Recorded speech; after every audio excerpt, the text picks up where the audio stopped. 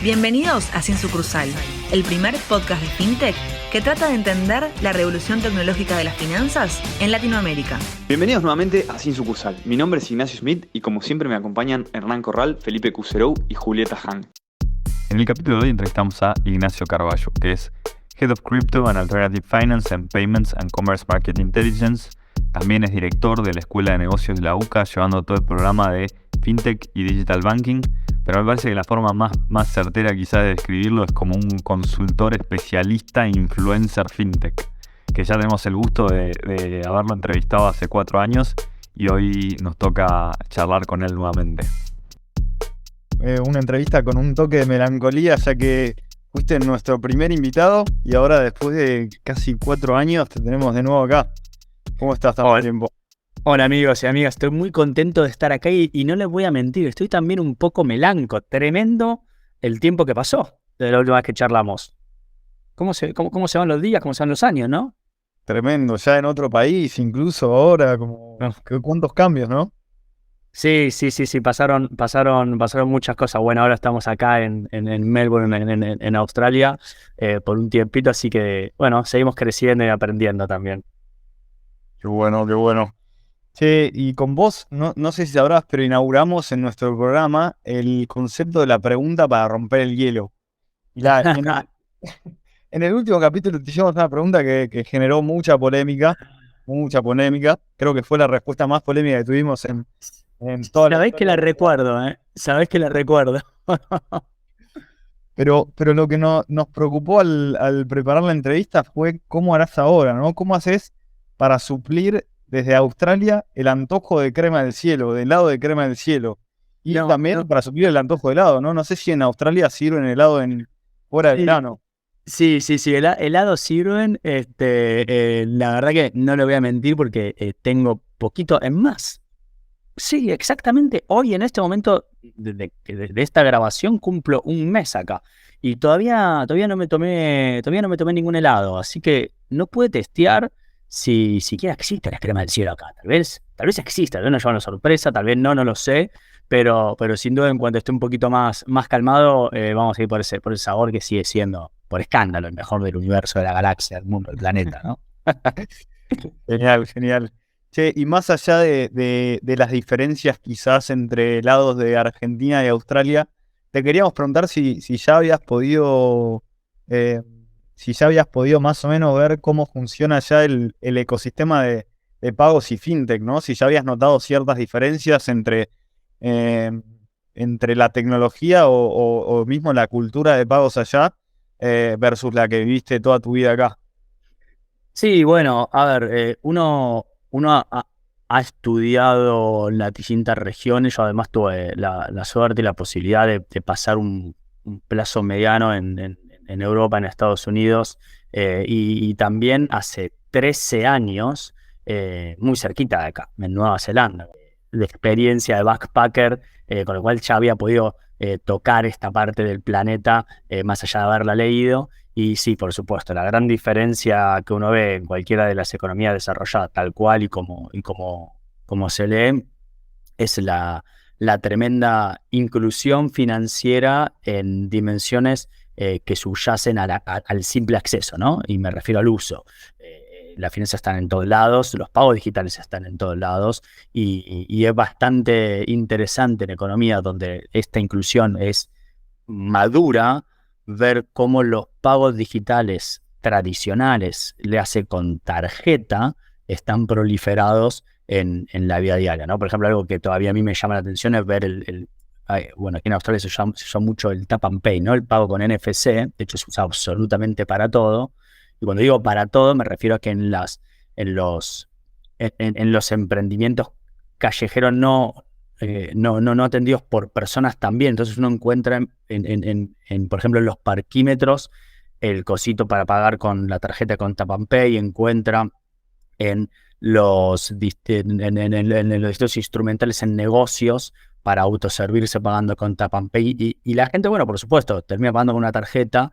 Muy distinto tal vez a lo que estamos viendo en América Latina, que es la revolución del código QR, ¿no? Algo mucho más parecido a Asia, donde se saltó, si se quiere, esa etapa tal vez tan del plástico tradicional y entró directamente a un nuevo un modelo más tarjetero de plástico, ¿no? Tal cual. Y acá, por lo menos de mi lado, me gusta mucho cada vez que viajo probar y tratar de entender cómo es el tema de medio de pago. Hace poco fui a Brasil y me sorprendió también la penetración de los pagos digitales, como mencionabas, el tema de Pix en todos lados, todo el mundo tarjeta, hice un desafío de tratar de sobrevivir toda esa semana sin tocar efectivo y lo pude cumplir sin un problema. También justamente en Río de Janeiro, quizás no aplica a todo Brasil, pero impresionante también, digamos, tenemos ciertos oasis en la TAM de la penetración de pagos digitales. Y un poco de todo esto vamos a estar hablando a lo largo de la charla. Uno de los temas que teníamos, la última charla nuestra fue en 2019 y pasaron un montón de cosas en el medio, desde una pandemia hasta las finanzas digitales explotaron. ¿Dirías que la película de aquella charla hoy fue más una película, digamos, de qué género? ¿De un thriller, de terror, comedia, romance? Y también si nos puedes ayudar, que vos estás muy encima y compartís todo el tiempo por tus redes, un poco en números, digamos, cómo estamos en cuanto a penetración de pagos digitales y la adopción. Es una excelente pregunta. Y acá también voy a ser un poquito más soft, ¿no? En mi respuesta, porque yo creo que muchas veces la película, por supuesto, a veces es de un género muy, muy taxativo, ¿no? Hay cosas que uno no puede cambiarle el género a la película, pero después sí hay muchas otras que son más bien subjetivas. ¿A qué me refiero con esto? Depende de qué rubro estemos hablando, vamos a poder contar una película de terror, una película digo, positiva, o a veces hasta una película de ciencia ficción. Yo lo que les puedo transmitir es que, depende del sector y depende de la persona, ¿no? Yo particularmente me considero una persona que trata constantemente de encontrar lo positivo, incluso a lo más nefasto, a veces pecando un poco de demasiado, ¿no? Me lo han marcado en algún momento, pero en este caso y en este tema que nos convoca, que son los pagos digitales y las finanzas digitales en general, más allá de lo terrible de la pandemia, más allá de los costos que eso trajo para el planeta, que hoy está pagando en términos inflacionarios y que, entre otras cosas, está generando traumas político-económicos en casi todas las economías de la región, en términos de pagos digitales, diría que es una película absolutamente positiva, ¿sí?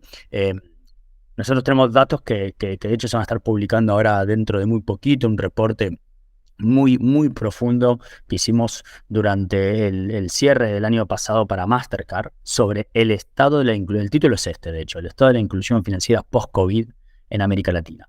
Con lo cual, datos hay muchísimos que podría estar transmitiéndoles, pero les voy a dejar algunos mensajes a lo largo de esa entrevista que vienen de ese último relevamiento. Y el principal es que no solamente en Argentina, esto es algo que ya habíamos un poquito alcanzado en lo que fue el periodo 2016-2019, sino que en toda la región y principalmente por la aceleración del COVID, el acceso a servicios financieros ya no es una asignatura pendiente.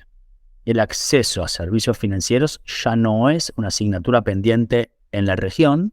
Esto puede sonar trivial, ¿no? Acceso no implica uso, estamos absolutamente de acuerdo, pero por primera vez nosotros encontramos que 9 de cada 10 latinoamericanos tienen algún tipo de vínculo con el sistema financiero. Y eso nos obliga entonces a después tener que hacer dobles clics mucho más interesantes para pensar, bueno, ¿cuáles son las asignaturas pendientes que quedan, ¿no? En este tipo de tópicos? Y ahí se vuelve entonces una discusión de segmentos. Bueno, ¿dónde están las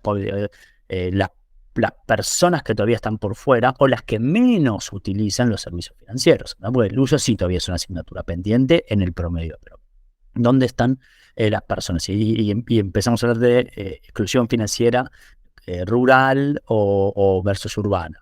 Y por ingresos en la base de la pirámide socioeconómica, y por género, y por distintos tipos de rubros, de actividades económicas, y por rango etario, adultos mayores, ¿no? Entonces empieza a contarse una historia mucho más rica y también más desafiante, ¿no? Que la simple colocación de producto. Bueno, ahí es donde estamos hoy. Creo que eso puede resumir las 300.000 millones de cosas que sucedieron a escala global, regional y local en términos de de finanzas digitales, ¿no? Creo que todo se resume con desde mi perspectiva, en ese gran mensaje de que, de nuevo, el acceso a servicios financieros hoy ya no es un problema para la región. Esto es producto de varios factores, no solamente la revolución de las fintechs.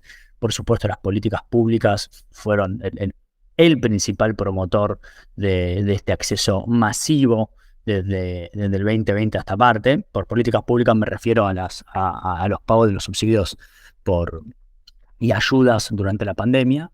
Pero bueno, muchísimas otras cosas se orquestaron para armar un escenario que hace que hoy de nuevo podamos estar celebrando este gran titular. Y para mí ese titular, Felipe y chicos y audiencia, para mí es sumamente positivo, junto con todo lo que queda para hacer. Entonces, me es muy difícil, como alguien que estudia estos temas hace ya casi más de 15 años, no ver esta película como una película grata, una película linda al final del día y de nuevo más allá de todo lo que reste por hacer y de todo lo que pasó en el camino. Nacho, es muy interesante lo que estás planteando porque nos sacaste la pregunta de las manos. Un poco lo que te íbamos a preguntar venía en línea con eso, en relación a si creías que había habido avances en inclusión financiera, pero sobre todo desde este speech que plantean las fintechs, ¿no? Como que mucho de lo que plantean como visión los bancos digitales, las billeteras, habla de democratizar, incluir financieramente, y como recién nombrabas, hubieron muchísimos más factores, ¿no?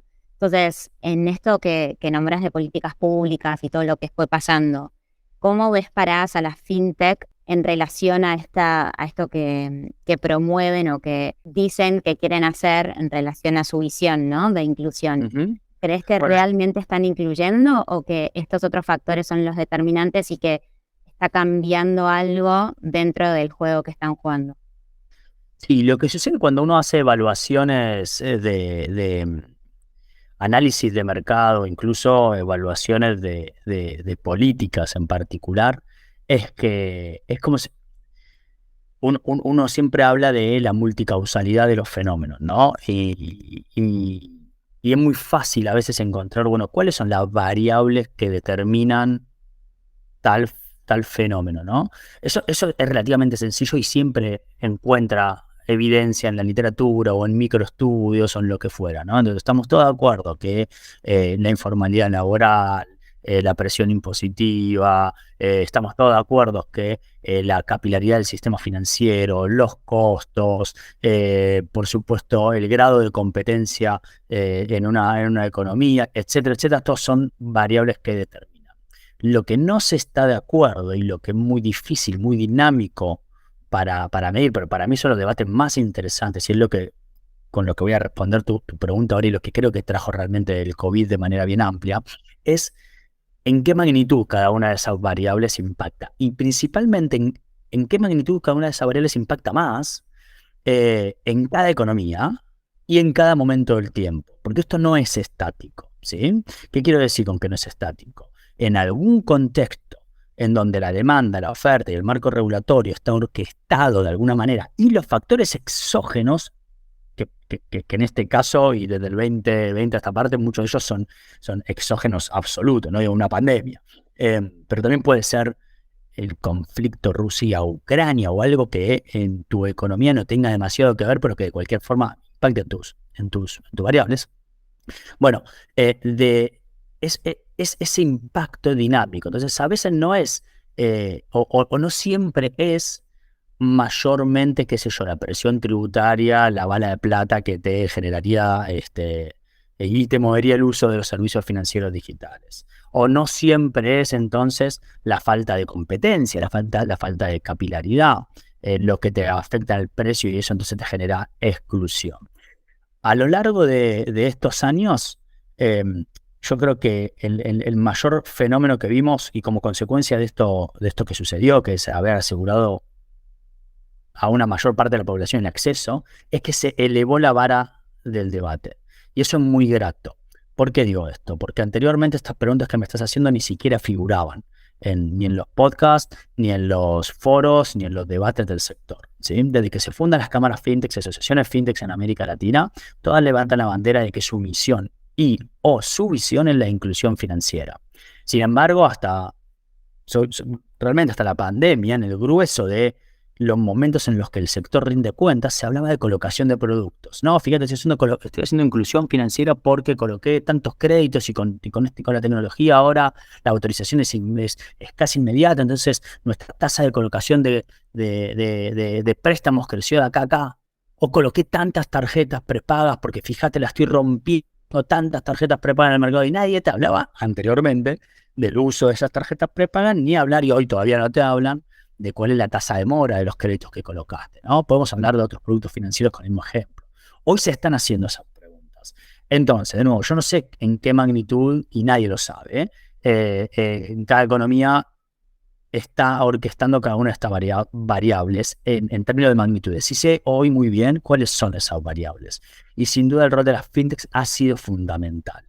Esto como te digo, lo puedo afirmar porque hicimos encuestas en las principales economías de manera representativa y pudimos preguntarle, bueno, ¿dónde están teniendo ese acceso? Y después cuando le preguntamos, bueno, ¿están utilizando los servicios financieros? ¿Y para qué lo están utilizando? Bueno, ¿con quiénes los están utilizando? Y pudimos separar entre instituciones financieras bancarias, entre instituciones proveedores de servicios de pago con cuenta de pago, para llamarlos con el léxico de Argentina, o lo que hoy entiendo que está llamando fintechs.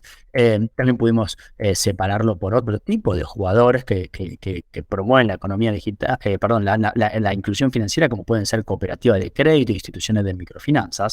Y el rol de las fintechs ha sido y todavía es fundamental. Bien, después de nuevo podemos ir al caso de Brasil y decir, bueno, en Brasil esto está hiperacelerado producto de otras variables como pueden ser las políticas públicas del Banco Central de Brasil. Podemos ir a Colombia y ver el rol de lo que jugó ingreso solidario y su vinculación con las fintech. Podemos venir a Argentina y decir, bueno, el rol particular que generó el gigante Mercado Pago abriendo el sector y los factores, si se quiere, comillas, exógenos a Argentina, que es la devaluación y las crisis macroeconómicas que obligó que las fintechs aceleradamente tengan que escalar y ser hipercompetitivas. Y contar una historia país por país, ¿sí? Pero a tu pregunta, su rol es fundamental. De eso no me cabe ninguna duda. La magnitud después podemos discutirla en cada país y en cada momento de este periodo que estamos analizando. Clarísimo, Nacho. En ese sentido, y buscando con esto que estás diciendo de los que quedan todavía excluidos del sistema bancario, ¿no? Y de esta inclusión financiera. Para atacar mejor el segmento no bancarizado, ¿cómo se pueden mejorar esos esfuerzos? Es un tema de cómo se hacen los productos, es un tema de llegada por geografía, es un tema de tecnología implementada. ¿Hay otras avenidas de trabajo más relevantes? Bueno, como transmití anteriormente, de acuerdo a nuestros relevamientos, hoy realmente el acceso a servicios financieros, digo, hablar de los no bancarizados es hablar de una proporción muy chiquita de la población, ¿sí? Es una proporción muy pequeñita de la población, al menos en América Latina. Vale la pena y es necesario trabajar en esos segmentos, sí, absolutamente. Lo que pasa es que después aquellos que ya están, de nuevo, comillas, bancarizados, hablemos que tienen acceso a servicios financieros, ¿no? Con bancos o con instituciones no bancarias, digitales fintechs o con otro tipo de instituciones.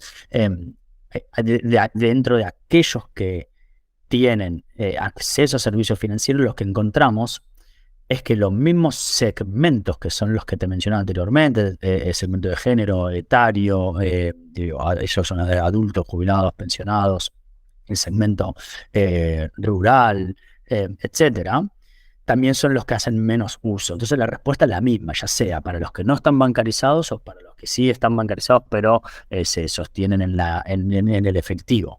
Y es entender las particularidades de los segmentos. Y a eso es a lo cual yo me refiero con elevar la vara de los debates. Elevar la vara de los debates es, primero que nada, la pregunta que me hiciste anteriormente. Bueno, pero las fintech están o no están cumpliendo con su promesa, ¿no? Digo, les llegó el momento de empiezan a mostrar los resultados. Y ahí es cuando empezamos a ver cada vez más compañías, por ejemplo, que quieren rendir esas cuentas, ¿no? Digo, N26, por ejemplo, cambiando toda la dialéctica de su empresa para dejar de hablar de fintech y hablar de finkear.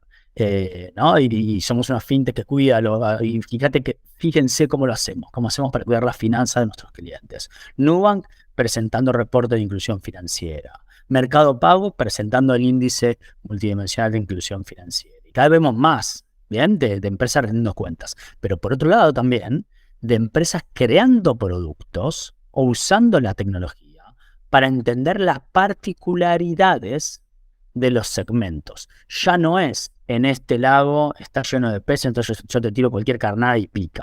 No, pará. Ahora tenés que seleccionar muy bien la caña, la carnada, qué tipo de anzuelo vas a estar utilizando, porque si querés realmente pescar, por pescar me refiero a hacer inclusión financiera real, vas a tener que hacer un producto a medida de las necesidades específicas de los segmentos específicos que te acabo de mencionar, que tienen características muy propias, ¿sí? Entonces no es lo mismo, ya se acabó la respuesta genérica. Se acabó la respuesta genérica. Y creo que eso es algo, de nuevo, lo que yo llamo, se elevó la vara del debate, o que el sector maduró a poder, ¿no?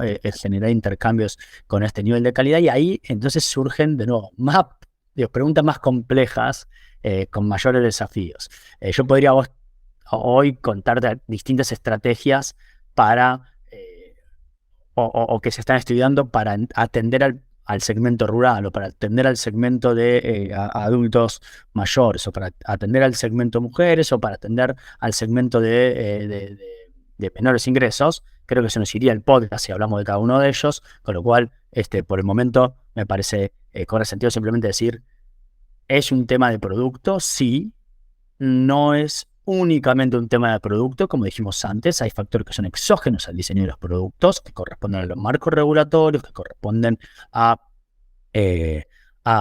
contexto incluso global. Eso es algo que vimos con la pandemia y lo aprendimos en carne propia, pero incluso es un tema de demanda, es un tema del segmento y de la categorización de esos segmentos que tienen necesidades muy específicas, que, de nuevo, el anzuelo genérico ya caducó, ya no les está sirviendo, ¿sí?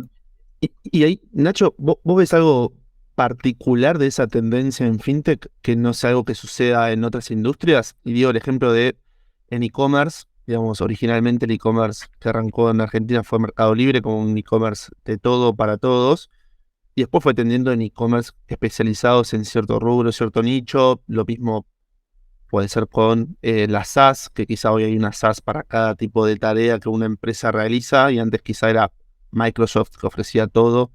¿Es algo particular, o ves algo particular en fintech en esta tendencia de la verticalización, o es algo que es más por la madurez de la industria que ya se demanda eso, o los clientes demandan ese tipo de servicio?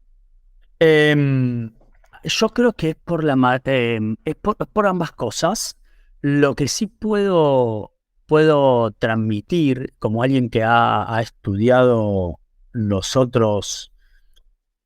otras propuestas de revoluciones financieras, ¿sí? Y de nuevo, desde el cooperativismo, por supuesto, yo empecé estudiando microcrédito, después pasé a microfinanza, después pasé a inclusión financiera, después pasé a inclusión financiera digital o fintech.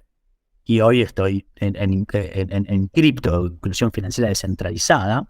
Lo que sí puedo transmitir, es algo que yo esto lo hablo con la gente de las cámaras siempre. No sé si lo hablo, yo se lo digo, a veces digo, de esto debe empezar que estoy endulzando el oído, pero es cierto, porque a mí me ha tocado trabajar con redes de microfinanzas, que serían algo así como las asociaciones o cámaras fintechs. Es que en la particularidad del sector fintech esa madurez ha sido muy veloz. Muy, muy veloz.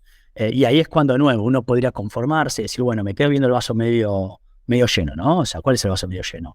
Y vamos al caso de Argentina, ¿no? En 5 años, el sector está rindiendo cuentas, el sector se está interpelando diciendo, ¿estamos haciendo inclusión financiera o no? A ver, te voy a presentar datos, te voy a mostrar números, voy a hacer evaluaciones, ¿sí? Y decir, está yendo por un camino, o como analista, a medida que el sector madura, ¿no? Le va a subir. Pero a medida que se hace más alto le va subiendo la vara también, ¿no? Porque está madurando. Pero sin duda lo que yo encuentro como un factor específico del sector fintech es la velocidad en la cual se generó esa madurez. En la historia de las microfinanzas, una de las narrativas que existe de por qué llegó el ocaso de las microfinanzas es que les tomó 30 años a Yunus y a la revolución de las microfinanzas tomarse en serio las evaluaciones de impacto. A ver, aquí la promesa había sido mucho más marketinera, ¿no? Digo, de hecho, el primer libro de Yunus es Hacia un mundo sin pobreza, y la frase por excelencia de él, que categorizó el sector microfinanciero, fue: la pobreza tiene que estar en los museos, con el microcrédito va a quedar en los museos. Bueno, cuando pasan 30 años y no hay ni un solo dato respecto de cómo se redujo la pobreza, y cuando pasan 30 años y se empiezan a hacer estudios y se encuentra que hay evidencia mixta y que no se puede confirmar, lo que pasa es que caes por tu propio peso. Entonces yo vengo a comparar el sector fintech, lo que está haciendo hoy, las preguntas que se está haciendo hoy con y de nuevo podemos ir al cooperativismo, podemos ir a la metodología de ahorro y crédito solidarias y a otros fenómenos de finanzas alternativas. Y a mí lo que más me sorprende es ese, no es solo la madurez, sino que la particularidad del sector fintech, que es la velocidad con la que ha madurado. Y ojo con el sector cripto, que más allá de nuevo, de los moscazos que se pueda mandar como todo sector joven, las preguntas que se está haciendo el sector cripto y la instancia de madurez que tiene el sector versus el momento en el cual se hacen esas preguntas, la interoperabilidad entre blockchains, los debates sobre la necesidad de una experiencia de usuario por sobre todo, digo, son preguntas que, de nuevo, compararlo con chicos, a ver, la multiadquirencia llegó a América Latina hace 6, 7 años, ¿bien? Que vos puedas pagar con la misma tarjeta en distintos POS. Entonces, eso es lo que yo veo, y eso es lo que creo que es una particularidad del sector fintech muy prometedora en términos del futuro. No es solamente que es consecuencia de que haya madurado, sino la velocidad a la que ha madurado es realmente impresionante. Yo ahora, cambiando un poquito de tema y también haciendo el puente con la entrevista que hicimos hace 4 años, donde en el ambiente se preguntaba mucho esto de fintech contra bancos, ¿no? No sé si recordás esa guerra. Y hoy, bueno, creo que cambió, creo que las regulaciones fueron ganando espacio y hoy ya no se hace más esa pregunta. Pero ahora hablamos de un mercado mucho más regulado, ¿no? ¿Vos considerás que las regulaciones le hicieron bien a la industria o podés ver que en algunos países le hicieron muy bien y en otros le hicieron mal? ¿Cómo ves la evolución de las regulaciones en este segmento? Digamos, ¿favorecieron o entorpecieron? Mira, lamentablemente tengo que señalar que es una pregunta muy subjetiva esa, Ernie. Tendríamos que ir un poquito más a, bueno, ¿qué regulaciones? ¿No? ¿Qué tipo de regulaciones? Porque tenemos ejemplo de todo. ¿Sí? De hecho, estábamos hablando en este podcast minutos atrás de PIX. PIX es una normativa, es una macro regulación. Y voy a ser muy crudo con esto, es la mayor política de inclusión financiera y digital, no solo de América Latina, sino probablemente del planeta. ¿Sí? Así lo ha narrado el Banco Internacional de Pagos. Buena declaración esa, ¿eh? Me gusta esto. Absolutamente, totalmente. Incluso en términos pero porque ellos pudieron muy rápidamente también mostrar la cantidad de personas que no tenían ningún tipo de vínculo con el sistema financiero y que a través de PIX efectivamente hoy tiene una interacción. Y ni hablar por la velocidad que está teniendo. O sea, esto mismo que decía antes, no es solamente, bueno, maduró, bueno, sí, todo muy bien, pero si vos me maduraste dentro de 30 años, viste, los debates cambiaron. Y creo que acá es a donde va tu pregunta, Hernán, que es muy interesante, y que de hecho, mira, hablando de Twitter, uno de mis primeros hilos cuando estaba acá todavía con Jetlag fue sobre eso, ¿no? Una puja que hubo por ahí entre Adeva y Mercado Pago, un comunicado hablando de los códigos QR interoperables y demás. Hay que georreferenciar las preguntas, al margen de nuevo, ir a este doble clic. ¿son buenas o malas las regulaciones? Oye, esa pregunta, de nuevo, está mal, no quiero que suene mal, ¿no? Pero está erróneamente formulada. Es ¿qué regulación es buena o mala? Punto número uno. Y la segunda es, ¿en qué momento esa regulación es buena o es mala? ¿Sí? Y acá voy a profundizar un poquito más. Entonces, ¿ha habido regulaciones negativas o que hoy con el diario del lunes podemos decir que genera un detrimento en el sector y no tanto beneficio? Sí, sin duda, y puedo pensar en algunos ejemplos. ¿Ha habido regulaciones positivas? Un montón, pero un montón. Y en Argentina, de nuevo, para mí es imposible pensar el desarrollo local sin pensar el rol del Banco Central 2000, desde el 2000 hasta el 2019, ¿sí? Sin pensar el rol del Banco Central hasta el 2019.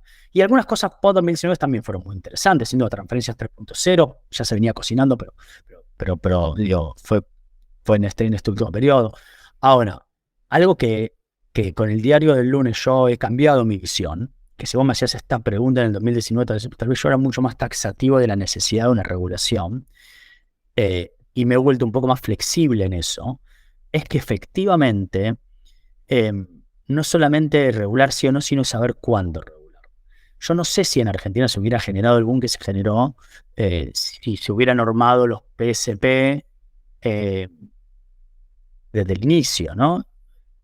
Mercado Pago, por ejemplo, Ubalá nace en el 2017, Mercado Pago como cuenta digital en el 2018 y la normativa de PSP en el 2020.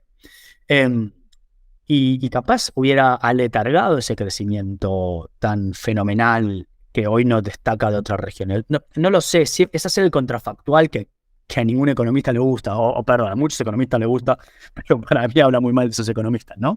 Pero lo que sí podemos saber, o una opinión hoy es que, de nuevo, hay que ir muy específico. ¿Qué regulación en particular es positiva o negativa? Yo creo que ha habido regulación que es absolutamente positiva y cada vez hay más ejemplos de eso, sino también en qué momento. Y para contextualizar mejor este tema del momento, vuelvo a este debate del código QR interoperable, donde los bancos le dijeron, sacaron una especie de carta abierta muy obvia, muy claramente dirigida a Mercado Pago, y Mercado Pago después respondió también sin mencionar algo, pero hablando claramente de los bancos, sobre el tema de la interoperabilidad del código QR, ¿no? Y hablaban, ¿viste? Es como que había, de nuevo, yo tengo un hilo ahí en Twitter, pero fui poniendo mucha evidencia de cuándo se debatía, cuándo el mundo sabía que una regulación inteligente podía tener un beneficio. Entonces, cuándo no se pecaba tanto, si se quiere, al hablar de no se requiere ningún tipo de lateral en este sector. Y de nuevo, yo escribí un libro entero al respecto de esto, en donde básicamente el research fue ver todos los organismos multilaterales, foros globales, todos los que hablan de estos temas en el mundo, cuándo se pronunciaron respecto al tema regulatorio. Y eso sucedió con consenso en el año 2019, fin del 2018 aparecieron los primeros. Entonces, de nuevo, hoy estamos de acuerdo de que hoy hay un consenso de que una regulación inteligente es buena para minimizar riesgos y maximizar beneficios. Pero hoy no estamos de acuerdo. Antes del 2018, la verdad que no. Digo, el mundo no estaba de acuerdo. Quienes marcan, ¿no?, estos debates no se habían pronunciado al respecto. Entonces, creo que de nuevo hay que no solamente georreferenciar, sino también ubicar históricamente esta pregunta. No sé si vos tenías alguna normativa en particular en tu cabeza cuando me preguntaste la regulación, termina siendo buena, termina siendo mala, si hay alguna normativa en particular que quieras conversemos, pero me parece un debate muy interesante a estos tiempos, que muchas veces con intencionalidad se hacen preguntas, parece, ¿no?, ubicadas históricamente en el pasado. Y eso es un error. Es un error, perdón, puede ser un error o puede ser una intencionalidad. Yo creo que muchas veces es una intencionalidad, ¿no? Para buscar reafirmar algún concepto o alguna postura. Entonces, de nuevo, mi respuesta es taxativa. Sí, tenemos evidencia de que la regulación es muy positiva. Y también tenemos evidencia donde la regulación ha sido negativa, básicamente. Me gustó mucho el análisis que hacías ahí, Nacho, de esta laxitud que de golpe has ganado de más esperar y ver. y que también en la misma respuesta hablaras de el Banco Central de Bacen digo, el Banco Central de Brasil y PIX, ya que el Banco Central de Brasil tiene como una política muy de sandbox, de decir, che, se mete un determinado proyecto, nosotros no lo regulamos, pero lo miramos de cerca y después regulamos en función de lo que ya existe y no regular tanto desde la teoría. Creo que eso, si me preguntás a mí, debe haber sido una de las claves del éxito a la hora de regular del Bacen. Y después tenía una duda para preguntarte ahí me parece súper interesante lo que pasó con Pix. ¿Qué fue lo que, o sea, qué fue lo superador versus un transferencia 3.0 que acá igual tuvo su impacto, pero digamos no llegó a ser la regulación de mayor inclusión del mundo? Sí, sí. Mira, puedo antes de ir al caso PIX y infraestructura de pago en tiempo real comparadas, quiero simplemente cerrar esta para que tampoco se me malinterprete. Yo creo que es un aprendizaje que se ha tenido. Y hay aprendizajes que se tienen lamentablemente, como bien decís, con la práctica. Y un aprendizaje que hoy queda claro y que no era para nada claro pre-2018 es si la regulación holística, integral a un sector con fuerza de ley es mejor que una regulación caso por caso. Bien, después de nuevo, siempre va a depender de varios factores, porque hoy vemos, por ejemplo, que Chile está avanzando en una ley fintech muy, bueno, parecido al caso mexicano, pero el caso mexicano es el primero que ha ido con una macro regulación con fuerza de ley, y que de nuevo, desde la teoría se veía muy bonita, y con el correr de los años ha mostrado no ser tan prometedora como se esperaba. Después ves otros casos, como bien mencionas, el brasilero, donde hay una macro regulaciones específicas de pagos digitales, ¿no? Hay todo un proyecto bien articulado, pero al final del día las normativas terminan siendo más caso por caso, vertical por vertical. Es el mismo caso, es el mismo modelo que terminó siendo un poco ad hoc Argentina, ¿no? Bueno, ahora hagamos normativa para los PSP. Y empezamos los PSP, vamos a los PSP, y después vamos normativa para el lending, después vamos normativa para el crowdfunding, ¿no? En vez de hacer una macro ley.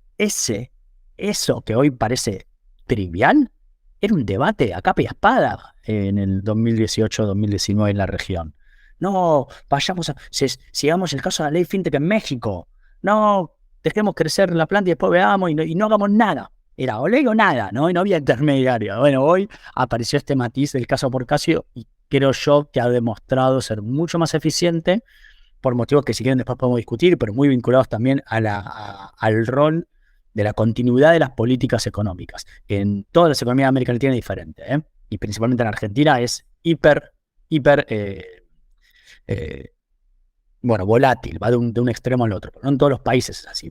En Brasil no es así.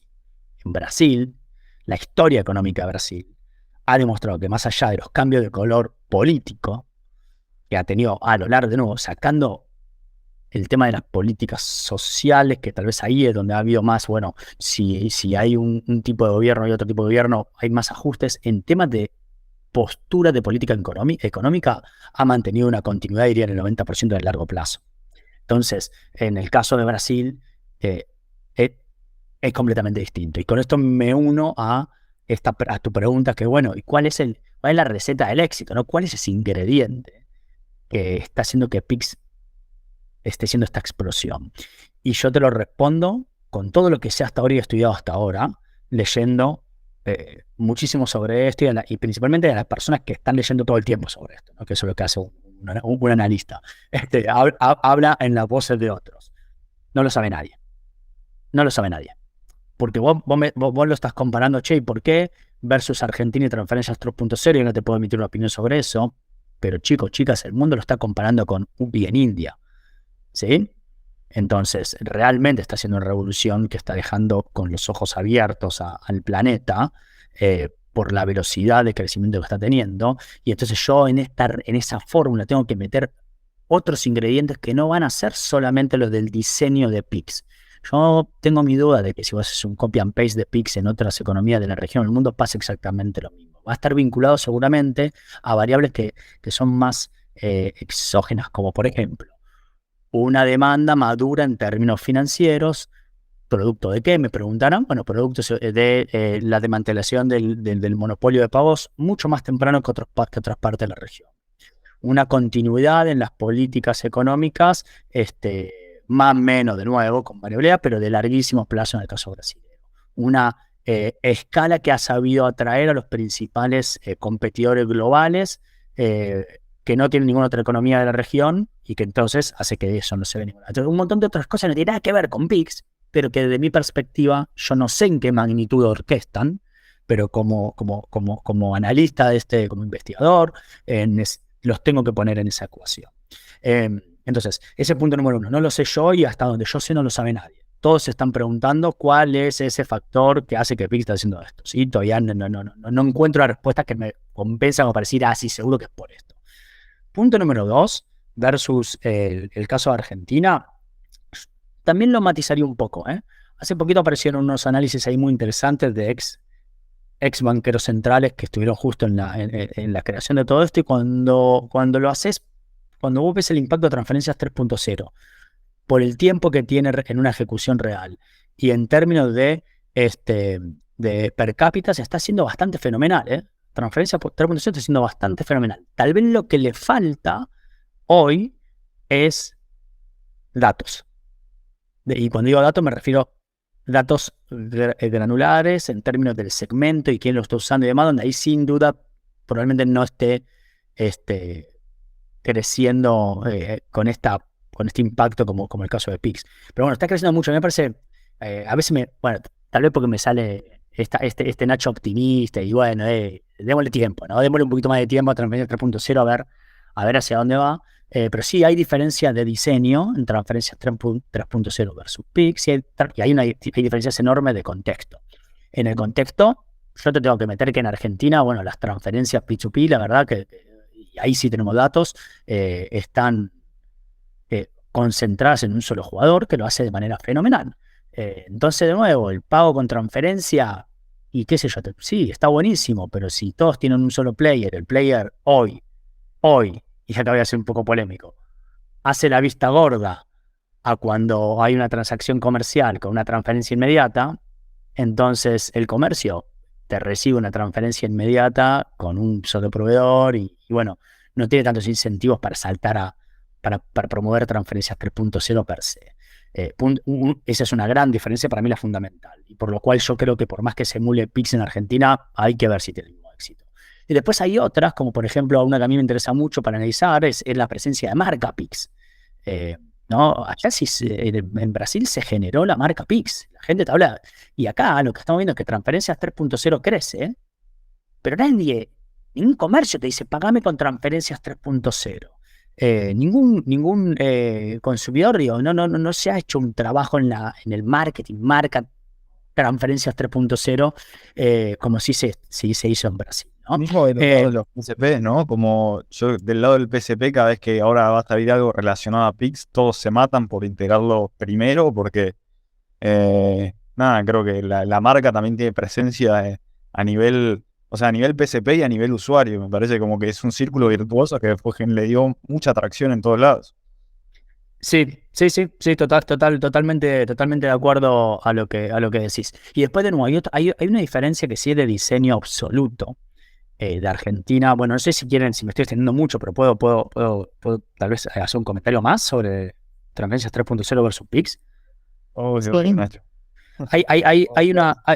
Bueno, gracias. Hay una diferencia muy, muy, muy importante, y es que la forma en la cual está creado Transferencias 3.0 es distinta de raíz a Pix en términos de que el objetivo está principalmente no sé principalmente, pero uno de los distintos objetivos en que esa inmediatez de la infraestructura de pagos venga a través de la competencia de proveedores de la cámara de compensación, ¿no? Entonces abrió el juego en ese sentido también, y no monopolizado por el Banco Central.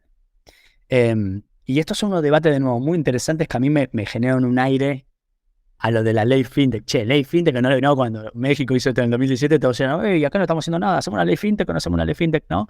Bueno, algunos debates que se están dando hoy y que lo están dando algunos agentes en particular, lo van a ver en en el paper este que les comentaba, en el documento de trabajo que hicimos para Master, al que va a salir ahora en breve, está buenísimo los impactos que está teniendo PIX.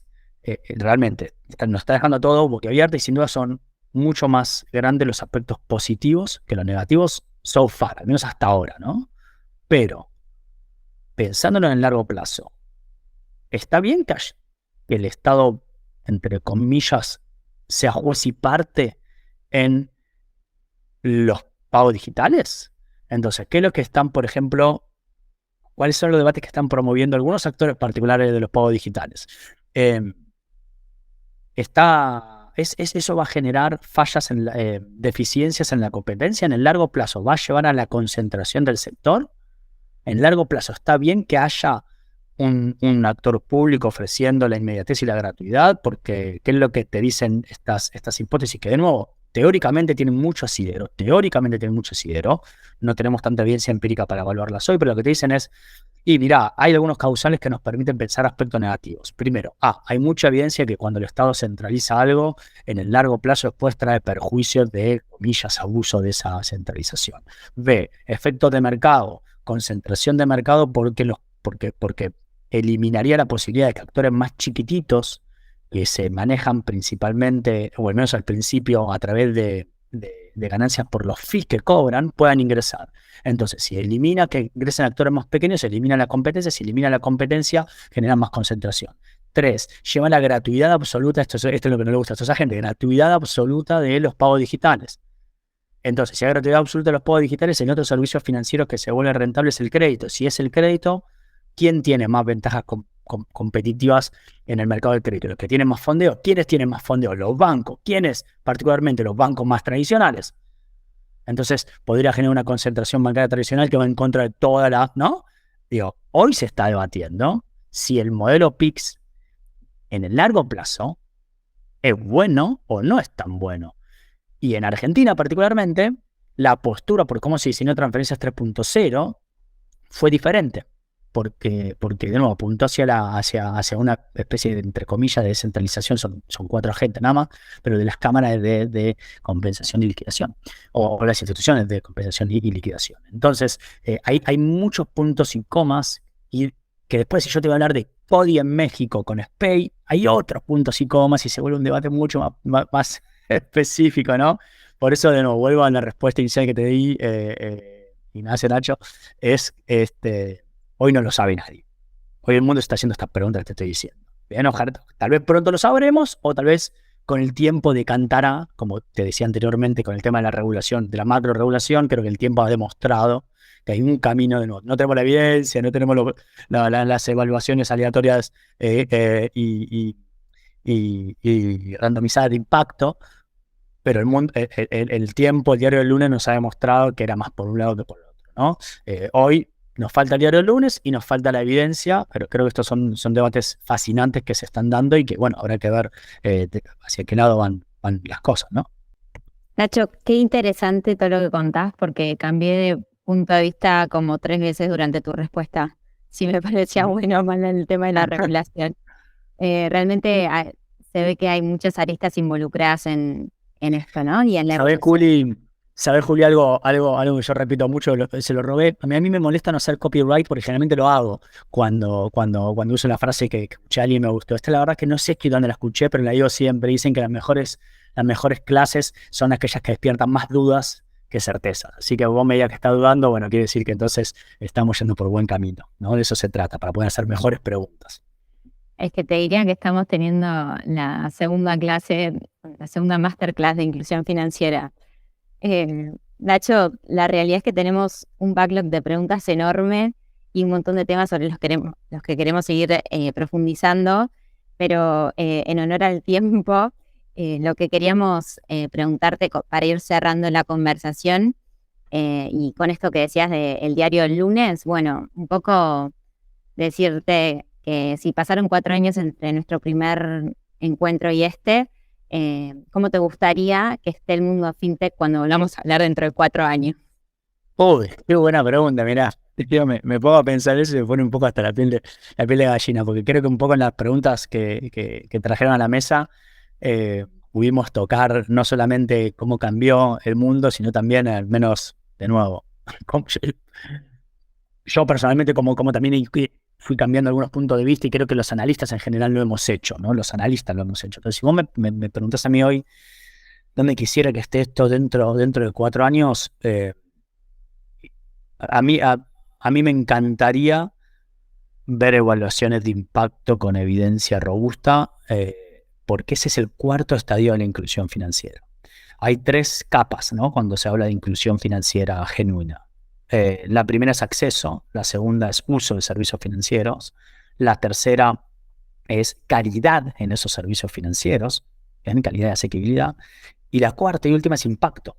Es demostrar, como decía antes, que ese crédito efectivamente en el mediano plazo o en el largo plazo generó mejoras en la calidad de vivienda, mejoras en los gastos de salud, en los gastos de educación, en mejoras en el desarrollo económico, ¿no? Como charlamos hoy, es la pandemia llevó a que se pasara de hablar solamente de acceso, colocación de producto, cantidad de cuentas, a hablar de uso seriamente. Bueno, creo que todavía falta entrar en los escalones. Algunas empresas ya lo están haciendo, pero falta entrar en los escalones de calidad. No todo proceso de acceso y uso financiero promueve el desarrollo económico inclusivo. No todo proceso de acceso y uso de servicios financieros promueve el desarrollo económico inclusivo. Y por último, la pregunta del millón es, bueno, ¿el impacto? ¿Dónde está el impacto? Y que no pase, de nuevo, un poquito lo que pasó con el sector de las microfinanzas, que cayó justamente por falta de su propio de su propia responsabilidad en buscar como sector coordinadamente responder a estas preguntas. Eso es uno que me gustaría. Otro que me gustaría a mí realmente es políticas de Estado, no políticas de gobierno, que puedan ser sostenibles. Y aquí de nuevo soy muy crítico, por ejemplo, de lo que pasó en Argentina en los últimos 4 años. Tenemos una estrategia nacional de inclusión financiera, que yo entiendo que ustedes están al tanto, pero que la comunidad no lo está. Esa política nacional, esa estrategia nacional de inclusión financiera que tiene fuerza de ley, hoy brilla por su ausencia. Se lanzó en el año 2019. Han pasado más directores y directoras de inclusión financiera en nuestro gobierno, el gobierno argentino, que años de transcurso de la Estrategia Nacional de Inclusión Financiera. A eso es a lo que yo me refiero con políticas que hacen falta, políticas de Estado y no de gobierno. Me encantaría ver relevamiento de datos por parte de los institutos nacionales de estadística y censo en el mundo, porque si esto es realmente una medida que promueve los objetivos de desarrollo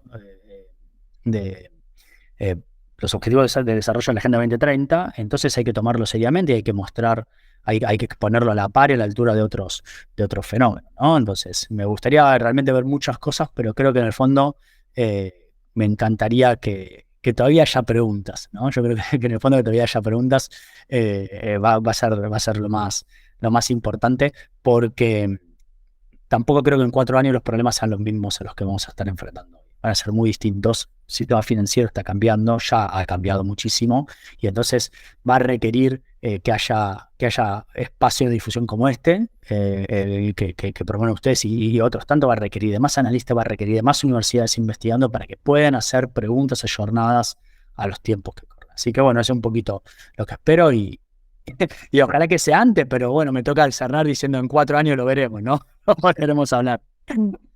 Ojalá, Nacho, ojalá en 4 años estemos discutiendo de impacto y no sigamos discutiendo de acceso, como vos decís. Y esperemos que no nos llegue otra pandemia, ¿no? De seguir avanzando en todo el ecosistema fintech. Esperemos que no haga falta eso para acelerar. No, totalmente. Mira, yo algo al principio lo decía un poquito con bronca, ¿no? Porque realmente cuando esto empezó a cobrar sentido fue cuando el 3 de abril del 2020, cuando estaban los jubilados en Argentina, los jubilados y jubiladas desmayándose en el puerto de los bancos, ¿no? Que no haga falta eso para enterarse que porque tienen una cuenta digital no la usan, ¿no? Que no sea necesario tanto shock. Pero sí, coincido completamente y me acuerdo perfecto ese día. Pero bueno, nos queda agradecerte nomás, Nacho, la verdad, una masterclass total del mundo fintech, nuevamente. Bueno, muchas gracias de nuevo a ustedes por la invitación. Para mí es un honor, es un lujo y invita mucho a seguir aprendiendo, ¿no? Cuando a uno lo entrevistan, aprende muchísimo porque le hacen preguntas como tan, bueno, cuando las preguntas son buenas, ¿no? Como las que hicieron ustedes, a seguir pensando. Y bueno, les agradezco por invitarme a seguir pensando y también a seguir cuestionándome y cuestionándonos todo esto. Y principalmente les agradezco también por este cachito de Argentina acá en la otra parte del mundo que también hace que uno extrañando tanto se sienta de nuevo en casa, ¿no? Bueno, nos vemos en 4 años. Dale, ojalá que nos crucemos antes, pero ya nos vemos en 4 años. Hasta luego. Sí. Un gran abrazo.